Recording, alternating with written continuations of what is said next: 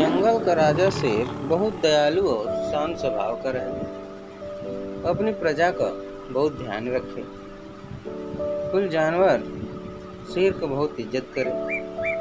एक बार एक ठे लकड़बग्घा दूसरे जंगल से आके जंगल में जानवरन का शिकार करे लगा।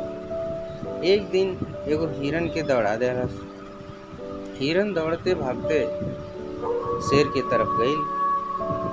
शेर देखलस लकड़बग्घा के खदेड़ देलस।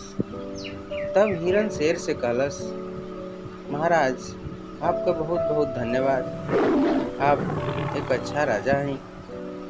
आपका ये एहसान हम जिंदगी भर ना भूलब। तो शेर कहलस, धन्यवाद कौनी बात का। राजा भइले के नाते हमें अपने प्रजा का ध्यान रखे के चाहिए। वहाँ से शेर और हिरन चल गए। शेर जंगल में घूमत घूमत एक बड़े से कुआं में गिर गई। कुआं बहुत गहरा रहे। शेर मदद खातिर चिल्लाए लगा। ज्यादा गहराई होए के कारण ओकर आवाज कुआं से ऊपर ना आ पाए। वही समय वो कुआं के पास से दूसरे जंगल का एक शेर जात रहे। तब तक वो सुन लेलस। वो कुआं पर आयल और कहलस कि एम्मे कैसे गिर गईला शेर। कुआं वाला शेर कहलस, अरे दोस्त, हमके एम्मे से निकाला, हम निकल ना पावत हूँ, जल्दी से बाहर निकाला। ऊपर वाला शेर कहलस, हम पागल हैं कि तोके निकाली, तू अब यही में मरा। हम अब ये जंगल का राजा बनब और तोहरी प्रजा का सफाया करब। आज से हम ये जंगल का राजा हैं और रोज रोज अलग अलग जानवरन के खा के मजा करब। हंसते वहां से चल गए। ये सुनकर कुआं में गिरा शेर कहलस, देखा, तू ऐसा ना कर सकेला, हमारी प्रजा पर जुर्म मत कर।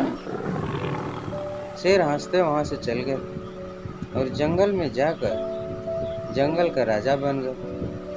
जंगल का राजा बन के घूमने लगा। धीरे धीरे जंगल के जानवरन का शिकार करे लगा। कई दिन बीत गए। इधर शेर मदद खातिर चिल्ला चिल्ला के थक गए और वो किसी तरह से खुद कुआं से बाहर निकलल और धीरे धीरे अपनी गुफा के पास जाए लगल। गुफा के पास देखलस बहुत सारा जानवर इकट्ठा होके बाहरी शेर से बात करत हुआ। ये सब राजा शेर दूर खड़ा होकर ध्यान से देखे लगा। लोमड़ी नकली शेर से कहलस, महाराज, पिछले 2 दिन से हमारे जंगल में जानवरों का शिकार हो रहा है। हमारे जंगल से कई वो छोटे छोटे जानवर गायब होते हुए। तब भी हिरन कहलस, हाँ महाराज, हमें तो बहुत डर लगा था। ऐसा ही होत रही तो जंगल का कुल छोट छोट जानवर गायब हो जाएंगे। पता नहीं क्यों जानवर जंगल में आके जंगली जानवरों का शिकार करत था। नकली राजा हंसते हुए मन में सोचत था, बेवकूफ जानवर हूँ से, खूनी के पास जाके खूनी का बात बतावत हूँ से। अब इन्हन के हमसे किए बचाई, हम सकुलैन के खा गलब। ये सोचकर नकली राजा कहलस, तुम लोग परेशान मत हो खालो, हम जल्दी खूनी का पता लगा ले, तुम लोग सावधानी से रहा।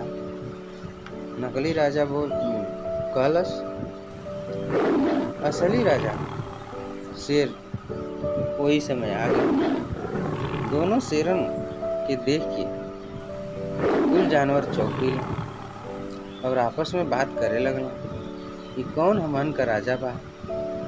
तबले राजा शेर कहलस, हमके देख के कहे चौंक गइला लो। तब नकली राजा शेर कहलस, तू कौन हुआ? तोके देख के मन कहाँ चौंकल जाई?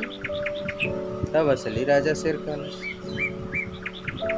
है कि जंगल का असली राजा हम हैं। नकली राजा शेर कहलस, इहे उ शेर बा जौन जंगल के जानवरन का शिकार करत बा।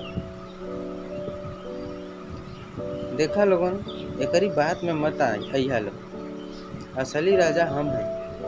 ये तो हम लोग के बहकावे का काम कर रहा था। दोनों शेरन में झगड़ा देखकर जंगल के कुल जानवर परेशान हो गई रहे। उन्हन के कुछ समझ में ना आवे कि का करी जा। तब्बे वहाँ खड़ी लोमड़ी कहलस, अब इस समस्या का समाधान एक ही है, जादुई तालाब। कुल जानवर आपस में फुसुर भुसुर करत रहन। लोमड़ी के मुंह से जादुई तालाब का नाम सुन के सब एकदम से चुप हो गई और सब जानवर लोमड़ी के तरफ देखे लगल। तब वहीं हिरन कहलस, अच्छा उहे तालाब जो झूठ बोले वाला का चमड़ी उधेर देला और सच बोले वालन के कुछ ना होला। तब कुल जानवर राजी हो गई। कुल मिल के दोनों शेरन के कहना, चला लोगन वही जा चले जा। असली शेर राजा तैयार हो गई। असली शेर राजा के मुंह से ये बात सुन के नकली शेर का हालत खराब हो गई। तो नकली शेर राजा कहलस, हमारी पर विश्वास ना आता उन लोगन के। तब असली शेर राजा कहलस, नहीं चले के। लोमड़ी कहलस, महाराज पूरा विश्वास है, मगर ये बहरूपिया शेर के सबक सिखावल जरूरी बा। तब जंगल का कुल जानवर और दोनों शेर जादुई तालाब की तरफ चल देना। जादुई तालाब की तरफ जाते जाते तालाब किनारे पहुंचला। तब लोमड़ी कहलस, ला लोगन आगे नहीं जा जादुई तालाब के किनारे। जे झूठ बोलत रही इनमें घुसी ओकर चमड़ी उधर जाई और वो मर जाई। नकली शेर का हालत खराब हो गई। मन में सोचे लगा, अगर जिंदा रहो तो कुछ खा के अपन पेट भर ले, यहाँ से चल भागी। मन में सोच के नकली शेर भाग गई वहां से। कुल जानवर हंसे लगा। असली राजा शेर कुल जानवरन का धन्यवाद कइला। खुशी खुशी जंगल में रहे लगा। जंगल में एक शेर अपनी शेरनी के साथ बहुत प्यार से गुफा में रहता था। शेरनी को खुश करने के लिए शेर हमेशा उसकी पसंद का शिकार कर ले जाकर उसको गुफा में देता था। शेर शेरनी को बहुत प्यार करता था और खुश रखने की पूरी कोशिश करता था, मगर वो शेरनी को खुश नहीं कर पाता था, क्योंकि शेर शेरनी को गुफा से बाहर अकेले जाने नहीं देता था। शेरनी शेर की इस हरकत से काफी नाराज और उदास रहती थी। शेर यह बात जानता था कि शेरनी जंगल में अकेला घूमना चाहती है और वह खुद शिकार करना चाहती है, पर शेर डरता था कि कहीं दूसरे जानवर शेरनी को चोट ना पहुंचा दे। इसी डर से वह शेरनी को गुफा में ही रहने को कहता था। एक दिन शेर जब शिकार से लौटा तो उसने शेरनी को बहुत खुश देखा। वो गुफा के अंदर गाना गुनगुना रही थी। शेर को कुछ समझ नहीं आया। वह चुपचाप गुफे से बाहर निकलकर वहीं एक पेड़ की छांव में बैठ गया। उसी पेड़ पर एक तोता बैठा था। तोता चापलूस टाइप का था। उसने शेर को उदास देखकर पूछा, क्या बात है राजा जी, आप यूं परेशान क्यों हैं? क्या मैं आपकी इस परेशानी को दूर करने में कोई मदद कर सकता हूँ? शेर परेशान था। उसे कुछ समझ में नहीं आ रहा था, तो उसने अपनी परेशानी तोते को बता दी। तोता उस पेड़ पर काफ़ी साल से रहता था, पर कभी भी शेर की गुफा में नहीं गया था। उसके जीवन की यह इच्छा थी कि वह शेर की गुफा में रहे। उसकी अपनी इच्छा सफल होते हुए नजर आ रही थी। उसने तुरंत शेर से कहा, आप परेशान न हो, मैं आपकी गैर मौजूदगी में शेरनी रानी पर पूरी नज़र रखूँगा। आपको आंखों देखी पूरी कहानी बताऊँगा। शेर भी तोते की बातों में आ जाता है। वह चुपचाप उसे गुफे में एक कोने में घोंसला बनाने की इजाज़त दे देता है। तोता भी बड़ी शान से गुफा के अंदर जाता है और बाहर आता है। सारे पक्षियों के बीच तोता यूं दिखाता है कि मानो जंगल का राजा शेर नहीं, वह खुद तोता हो। शेर जब शिकार पर जाता तो शेरनी ने जंगल के कुछ जानवरों से दोस्ती कर ली थी, पर वह ये बात शेर को नहीं बताई ताकि शेर उसके दोस्तों को कोई नुकसान ना पहुंचाए। पर जब शेर गुफा से बाहर शिकार को जाता तो शेरनी उसके पीछे से अपनी गुफा से बाहर आवाज़ देकर अपने दोस्तों को बुला लेती और शेर के किए शिकार को आपस में बांट कर खाती। पर शेर के आने से पहले उन्हें गुफा से वापस भेज देती। एक दिन शेर जब शिकार कर गुफा में लौटा तो देखा कि शेरनी ने शिकार किए जानवर को पूरा खत्म कर लिया है। तभी वो तोता के पास जाकर पूछा, क्या हुआ? आज तो शेरनी ने मेरे पूरे शिकार किया भोजन अकेले ही खाया, मेरे लिए भी नहीं रखा। तोता बहुत ही चापलूस था और चुगलखोर भी। उसने शेर को शेरनी की सारी बातें बहुत ही चुगली कर बताई। राजा जी, आप जिसे इतना जानते हैं वह आपकी जरा भी फिक्र नहीं करती, तभी तो आपके किए शिकार को जंगल के दूसरे जानवरों के साथ मिल बांट कर पार्टी करती है, और आप जो इतनी मेहनत जान पर खेल कर उसके लिए स्वादिष्ट शिकार लाते हो, वह तो गुफा का मान ही नहीं रखती। गुफा का मतलब होता है राजा और रानी का महल, और शेरनी उस महल में चूहे जैसे जानवरों को भी आने देती है। वह भी आपके पीछे बहुत गलत बात है। आपको इस रानी को सबक सिखाना ही होगा, नहीं तो जंगल के जानवर धीरे धीरे इस गुफा पर कब्जा कर लेंगे और इतिहास में जंगल का राजा का मतलब ही कहीं बदल ना जाए।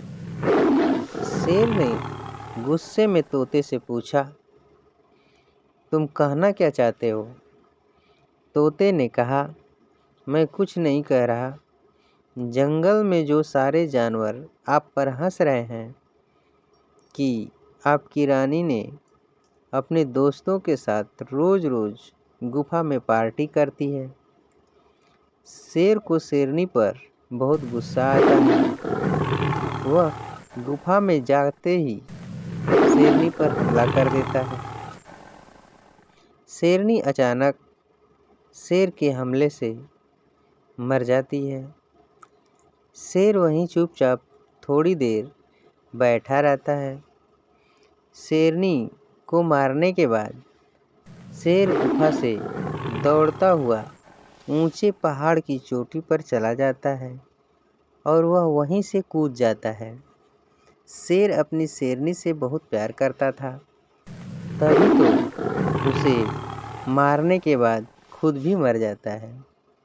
चुगलखोर तोता उस गुफा पर कब्जा कर लेता है और सबको शेरों की कहानी सुना सुना कर हंसता है। एक जंगल में एक बरगद का बहुत पुराना और बड़ा पेड़ था। उस पेड़ पर बहुत से पक्षी मिलजुल कर रहते थे। बरसात का मौसम जल्दी ही आने वाला था। सभी पक्षी अपने अपने घोंसलों की मरम्मत करके उसमें दाने और अपनी ज़रूरत की चीज़ें भर लिया था। जंगल के दूसरे जानवरों ने भी बरसात से बचने के लिए छत और अपने लिए भोजन का इंतजाम कर लिया था। देखते ही देखते बरसात का मौसम आ गया और वर्षा शुरू हो गई। सभी पक्षी आराम से अपने अपने घोंसले में बैठे थे। अचानक ना जाने कहां से एक बंदर वर्षा में भीगता हुआ उस पेड़ पर आ जाता है। पेड़ की एक डाल के पत्तों में छुपकर बैठ जाता है। वह ठंड से कांप रहा था।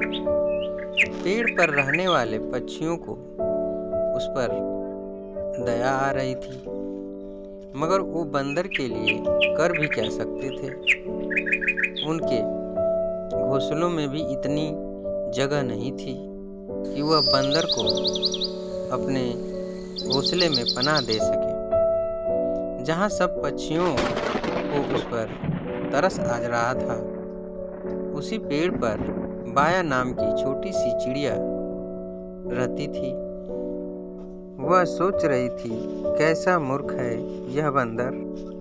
इसके पास भगवान ने हाथ पैर दिए हैं। अगर चाहे तो अपने लिए घर बनाकर उसमें आराम से रह सकता है, मगर उसे तो सारा दिन हुड़दंग मचाने से ही फुर्सत नहीं मिलती।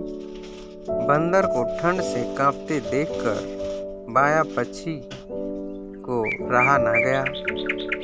वह बोली, बंदर भैया, हम पक्षियों को देखो, हमें देखो, हमारे पास हाथ नहीं है, फिर भी हमने अपने रहने के लिए घर बना लिया है। सर्दी, धूप, बरसात से और अपने बच्चों की भी रक्षा कर लेते हैं। तुम्हारे पास हाथ पैर दोनों हैं, पर तुम उसका उपयोग सारा दिन शैतानी करने में लगाते हो।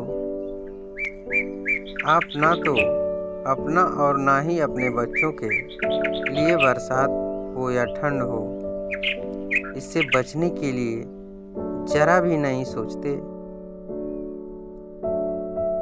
धिक्कार है आपके जीवन को। बाया पक्षी की बात सुनते ही बंदर को गुस्सा आ गया। उस मूर्ख बंदर ने यह बात नहीं सोची कि बाया पक्षी उसे उसकी हालत देखकर उसे समझा रही है। बंदर को आज जो कष्ट हो रहा है, उसके जिम्मेदार कोई और नहीं, खुद बंदर ही है। वह फिर क्या था, एक ही उछाल में बंदर गुस्से में उस बाया पक्षी के घोंसले वाली डाल पर पहुंच गया और बोला, बाया की बच्ची, तू अपने आप को सयानी समझ रही है? बड़ा घमंड है तुझे अपने घोंसले पर, तो ले। बंदर झपट्टा मारकर बाया का घोंसला तोड़ दिया और जमीन पर फेंक दिया।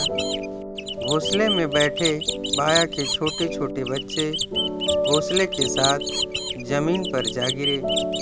बाया जोर जोर से रोने लगी। बंदर दूसरे पक्षियों के घोंसले को भी न तोड़ दे। यही सोचकर पेड़ के सभी पक्षी एक होकर उस बंदर को अपनी चोंच से मार मार कर वहाँ से भगा दिया।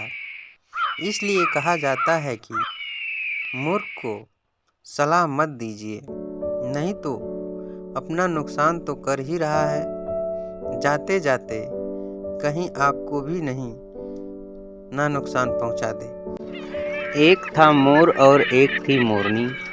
दोनों दाने चुग रहे थे। इसी बीच वहाँ एक तोता आया। उसे इठलाते हुए देखकर मोरनी ने कहा, मैं अलबेली मोरनी, मुझको भला डर कैसा। मोर भले ही सुंदर है, पर हीरामन है मोती जैसा। यह कहकर मोरनी तो तोते के साथ चली गई। मोर को बहुत बुरा लगा। उसने कहा, मैं परिंदों की पंचायत बुलाऊंगा और उनसे न्याय मांगूंगा। मोर चल पड़ा। रास्ते में उसे एक मुर्गी मिला। मुर्गी ने पूछा, मोर भैया कहाँ चले? मोर ने कहा, परिंदों की पंचायत बुलाने। मेरी मोरनी तोते के साथ भाग गई है। तुम सभा में आओगे ना? मुर्गा बोला, हम तो बाग लगाते हैं, रंग हमारा भूरा है। कौन हम पर यकीन करेगा? वक्त हमारा बुरा है। मुर्गा मोर के साथ नहीं गया। मोर कुछ आगे चला तो उसे बाया मिली। बाया ने पूछा, मोर भैया कहाँ चले? मोर ने कहा, परिंदों की पंचायत बुलाने। मेरी मोरनी तोते के साथ चंपत हो गई है। तुम सभा में आओगी ना? बाया बोली, हम तो बया कहलाती हैं। हौसला हमारा अनोखा है। जो मर्द होकर रोता है, वह मर्द नहीं धोखा है। बाया मोर के साथ नहीं गई। दुखी मोर आगे बढ़ा। रास्ते में उसे एक तीतर मिला। तीतर ने पूछा, मोर भैया कहाँ चले? मोर ने कहा, परिंदों की पंचायत बुलाने। मेरी मोरनी तोते के साथ भाग गई है। सभा में तुम आओगी ना? तो तीतर बोला, हम हैं तीतर एक देश के, लड़ाकू बनना हमारा पेशा है। पंचायत है लफ्फा जी का डेरा, वहाँ क्या काम मेरा। मोर आगे बढ़ा। रास्ते में उसे बगुला मिला। बगुले ने पूछा, मोर भैया कहाँ चले? मोर ने कहा, परिंदों की पंचायत बुलाने। मेरी मोरनी मुझे छोड़कर तोते के साथ चली गई है। भैया थोड़ा समय निकाल कर तुम आओगे ना? बगुला बोला, हम बगुले उजले हैं, गर्दन हमारी लंबी है। तुम्हारा टंडा तुम जानो, हमने टंडों से छुट्टी ली है। मोर ने सोचा, अब मैं बाज के पास चलूं, शायद वह साथ दे। मोर आगे बढ़ा तो रास्ते में उसे एक बाज मिल गया। बाज ने पूछा, मोर भैया कहाँ चले? मोर ने कहा, परिंदों की पंचायत बुलाने। मेरी मोरनी तोते के साथ भाग गई है। सभा में कोई आने को राजी नहीं है। बाज भैया तुम तो आओगे ना? बाज बोला, हम हैं बाज बहादुर, सिर हमारा गंजा है। सबक सिखाने शत्रु को, फौलादी यह पंजा है। मोर खुश हो गया। बाज को अपने साथ लेकर मोर, तीतर, बाया, बगुला सबके साथ पहुंचा। परिंदों की पंचायत बैठी। सबने बाज से कहा कि वह तोते को ढूंढकर पेश करे। फौरन बाज उड़ा और तोते के कान पकड़कर उसे सबके सामने लाया। पंचायतों ने कहा, हीरामन मोर को उसकी मोरनी दे दो।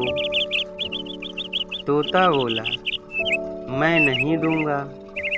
पंचायतों ने कहा, बाज भैया हीरामन को सबक सिखाओ और मोर को उसकी मोरनी वापस दिलाओ। बाज बोला, हम हैं बाज बहादुर, सिर हमारा गंजा है, सबक सिखाने शत्रु को, फौलादी यह पंजा है। यह कहकर बाज ने तोते पर झपट्टा मारा। तोता डर गया, बोला, मुझे नहीं चाहिए किसी की मोरनी, यह तो मोर की शोभा है। भले ही उसे मोर रखे। मोर को उसकी मोरनी मिल गई और परिंदों की पंचायत बिखर गई।